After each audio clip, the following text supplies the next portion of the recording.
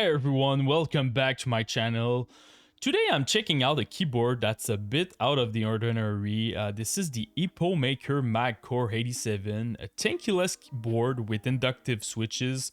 Not all effect switches, but an electromagnetic induction system that promises increased durability and consistent performance. It's priced at around 200 USD dollar, so we're clearly in a premium keyboard territory. But is it worth that price? Does this new tech really change the experience? Let's find out. So first of all, opening the box, you get quite a bit. You have the keyboard, the Magcore87 aluminum tankless keyboard, a braided USB cable, a keycap puller and a switch puller, spare inductive switches, an Allen key for disassembly, and of course a little user manual. In terms of design, it's definitely premium. The aluminum case is solid and heavy, giving it a stable feel on the desk. You also have the double shot PBT cherry profile keycap, and also the south-facing RGB LED avoid glare and really highlight the keycaps. The overall look is clean and modern. Now let's talk about the build quality. This is a seriously well-built keyboard. It has a gasket mount design with no flex cut that resulted in a soft, almost cushioned typing feel and a great acoustic. No pigging and no metallic echo. Despite the rigid structure, the typing experience stays pleasant even during long session.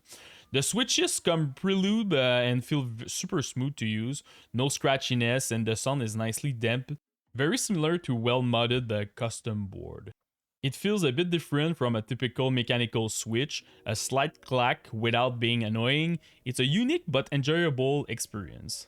What really surprised me was how stable the switches are, no noticeable wobble at all. Unlike many other effect boards like the Wooting, the keys stay firmly guided, which adds a lot of precision whenever you're typing or gaming. Now let's talk about key feature. This is where the Magcore87 really stands out from other keyboards. It's not just about RGB or aluminum case, it's about real innovative tech that changed how a keyboard works. So let's talk about the electromagnetic induction switches. The big difference, this keyboard doesn't use the traditional mechanical switch or even all effect switches. It uses a full electromagnetic induction system, meaning there's no physical contact needed to register a key press. The benefits, you have less wear over time, more precise key actuation, smoother, more linear feel, better longevity than mechanical or all effect switches, and also it doesn't take a lot of energy to run those keyboards. In my case, it's a USB-C keyboard, but I'm pretty sure in the future we will see some wireless keyboard that will have a pretty huge battery life. This is still a rare technology, but the feel is really special, highly responsive, and very stable. You also have 8000 polling rate for competitive gamer. This is a key. 8000 polling rate means the keyboard sends data to your PC 8000 times per second, resulting in ultra low latency. In game, this translates to near instant response time. You will notice it in FPS, rhythm games, or anything that needs quick reflexes. Also, you're getting a nice adjustable rapid trigger, which reset the key as soon as it starts coming back up, not just when it returns to the top. And even better, this is the first time that I see that, you can change the sensitivity down to 0.01 millimeters, so that's pretty crazy. That means you can tune each key exactly how you want, perfect for tap strafing in the FPS game, fast combos in fighting, or canceling action instantly. You can also adjust the actuation points per key. So if you want ultra sensitive WASD keys but firmware one elsewhere to prevent accidental press, go for it. Super useful, not just for gaming but also productivity and typing. You can tailor your layout to how you type. Most of the high-end features you expect are here: DKS, SOCD, MPT, so you have a lot of different dynamic keying in the software. Now let's talk about the software. So you can customize nearly every aspect: remap alt keys, record macros, adjust RGB effect, fine-tune key per key actuation, create profile for different games or app. One thing to note, the software isn't cloud-based. You have to download and install it locally. Not a deal breaker, but for folks who prefer browser-based or cross-platform tools, it's worth considering. Also, the interface is a bit outdated. It looks old school, and it's not always obvious how to change certain settings. It took me a few tries to find out how to adjust the actuation point or assign macros, so there's definitely room for improvement. Lastly, I want to mention there's no QMK via compatibility, so if you're used to open source customization, that might be a bit frustrating. The software works and it's powerful, but it could really benefit from a cleaner design and better user guidance.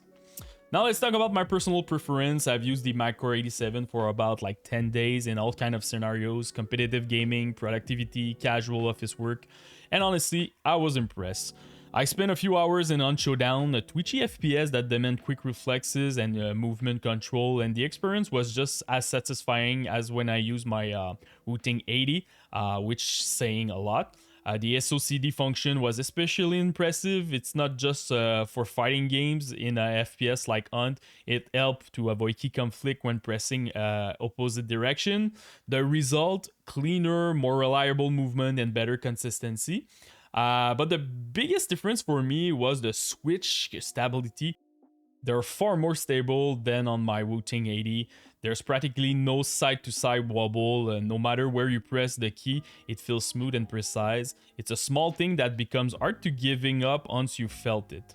I also play a bunch of League of Legends where precision isn't quite as critical, but the pace is non-stop. Again, the keyboard feels great, the keys respond fast, action flows smoothly, and there's no fatigue even after a couple hours of play.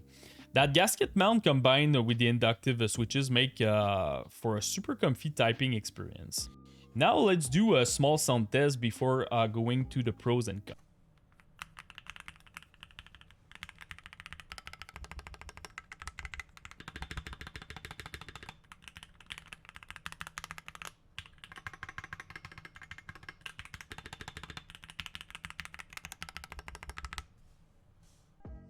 So for the pros, contactless inductive switch tech, reliable and durable, soft typing feel, great acoustic, gasket mount without flex cup, super sound again and comfort, deep customization per key actuation, macros, RGB, SOCD, etc.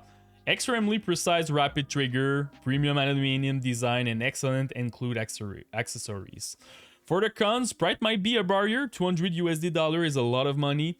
No QMK or VIA compatibility, visually outdated software, and the inductive feel might not be for everyone. It's very specific. So to conclude, do I recommend the Epomaker Magcore87? Yes, but with a caveat. This is a keyboard for enthusiasts. If you're a serious gamer, if you love premium gear, and you're curious about trying something different from classic switches, you're gonna love this keyboard. If you're more casual and you don't need all this customization, they are more affordable keyboard that will do the job just fine. That said, the Magcore87 feels like a turning point in how we think about gaming keyboard. This kind of innovation is exciting, and I can't wait to see how this tech evolve in the next few years.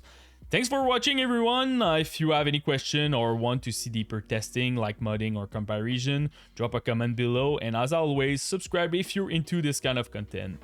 Peace, everyone.